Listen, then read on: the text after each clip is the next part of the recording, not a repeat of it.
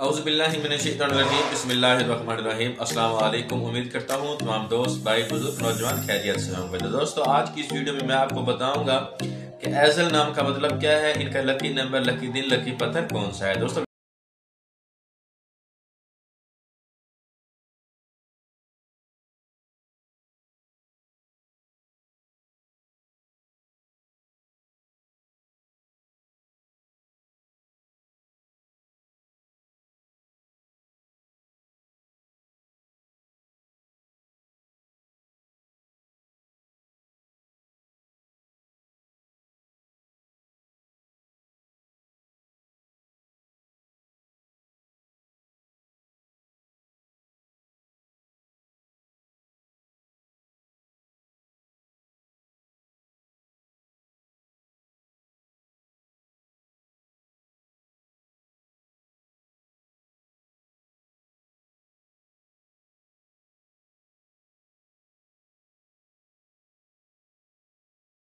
हल्का सा सब्ज रंग शामिल है।